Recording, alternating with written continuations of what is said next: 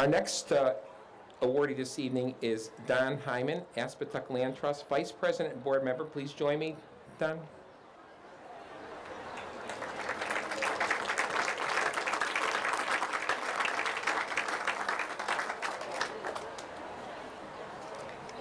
In an area known for sky-high land prices, the Aspetuck Land Trust has labored long and hard to acquire, preserve, and steward green space for everyone to benefit from. In 2016, the Trust celebrates 3 areas, 50 years of conservation, 1,000 members who now support its work, and 1,700 acres of green space it has helped to protect across Westport, Weston, Fairfield, Easton, Wilton, Reading, and Bridgeport. And I have to stop for one moment here and say, Aquarion Water Company has been instrumental in preserving thousands and thousands of acres of lands in the state of Connecticut because of their insight for the future, and that they could have easily sold a lot of that land for development, but they saw fit to save the land. And Aspetuck has been part of that whole process. I've been on the commission for 20 years, and one of my first cases was a land sale where it was going to be developed, and it was not. So we've been very fortunate to have groups like Aspetuck preserving land throughout their area. They're stewards to protect their particular resources. When combined, lands protected by the group provide the safe refuge for more than 500 species of mammals, birds, and plants. Homo sapiens benefit enormously thanks to the Land Trust, keeping its properties available and accessible to the public for healthy outdoor recreation as well as scientific and cultural education. I'll just list a few of the group's accomplishments in 2016 alone, and I do mean a few because there are many.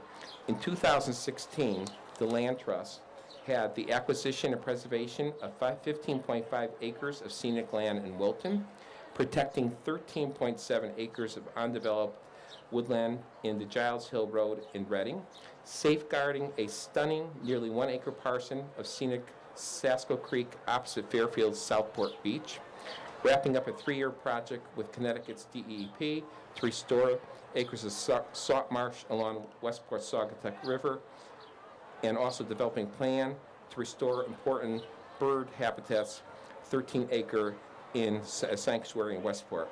And through it all, maintaining 40 miles of hiking trails across its 45 natural preserves. Are you impressed? I certainly am. And the judges certainly thought so as well.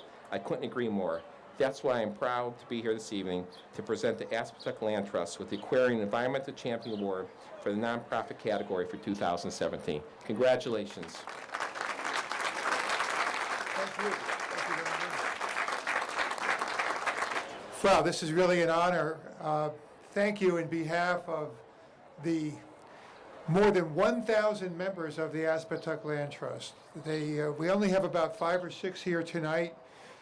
They're not such a big party group, my Land Trust friends. Their idea of a good time is going on a hike, getting together at the end, having a bottle of water, and talking about the birds that they saw.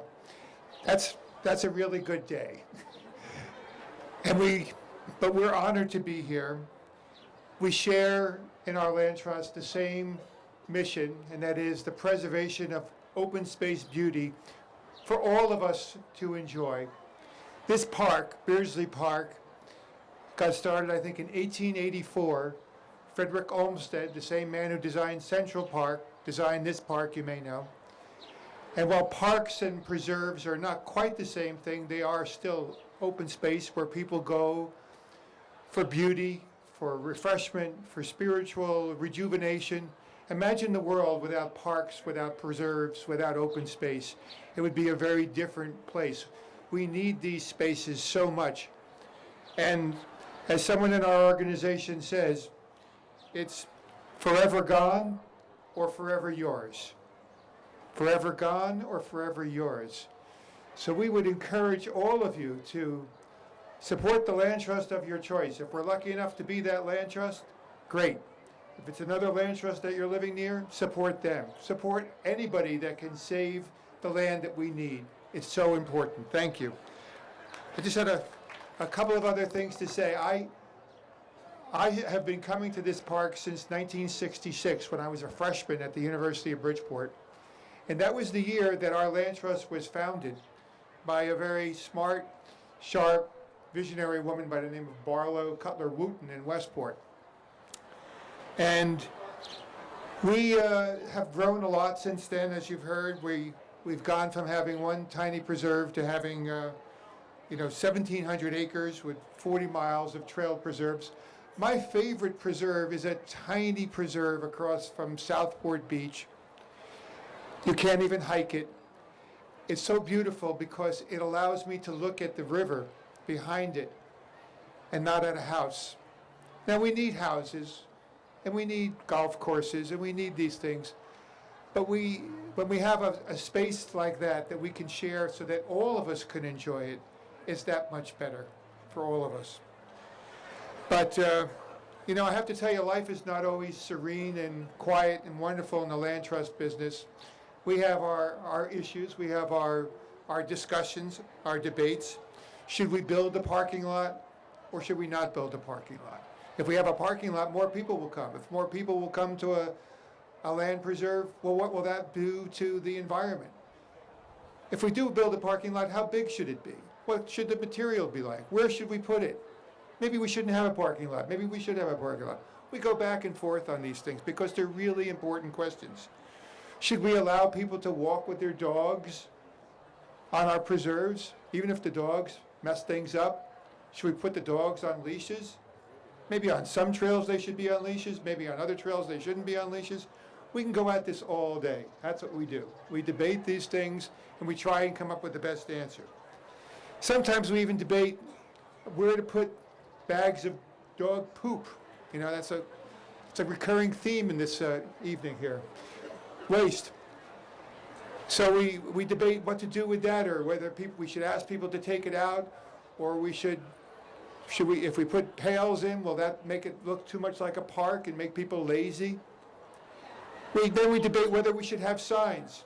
Sometimes we have too many signs, and we debate that too. But I think all of this is really important. It's really good, because what we're trying to do is to find this balance point between public access and the joy you get when you explore open space and the damage that you can do accidentally, unintentionally. We have to be concerned with both. And it's a constant struggle for us. But it is what we do. It's what land trusts do, to try to find that balance between conservation and public access and passive recreation. Anyway, I wanted to just shout out to a few people who make this possible. For one, as I said, I accept this award in behalf of our 1,000 members, many of whom are land stewards who watch after the individual preserves and keep them clean and keep the trails in good order and do other things like that. The person who has headed that operation for the last 10 years could not be here tonight. Her name is Lisa Broadley. She's from Weston. She is a spiritual heir to Barlow Cutler Wooten. She carries on that mission today. She's a fierce advocate for open space, and all of us are indebted to her. She's one person I want to give recognition to. And the other person I want to give recognition to is David Brandt, who's right there. David, raise your hand. David is our executive director, and he is the glue that holds us all together. We have over 1,000 acres, we have all these preserves, we have all these trails, we have all these debates, we have all these issues, we have all these parking lots, we have all these regulations to conform to. He pulls it all together with his associate administrator, Alice Cooney, who's back there too. They keep our organization on the straight and narrow, and we're very grateful for it. One final piece of recognition, Aquarion. Thank you. Thank you for taking the time and making the investment in organizing these awards.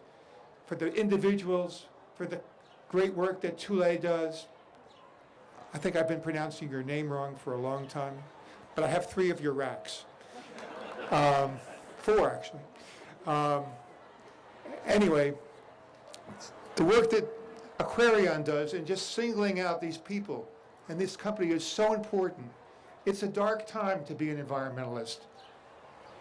You've heard what the senator said. I can be a little more political. I'm not running for office. The White House decided to go a little backwards on a big issue. The Environmental Protection Agency is going backwards on a lot of issues.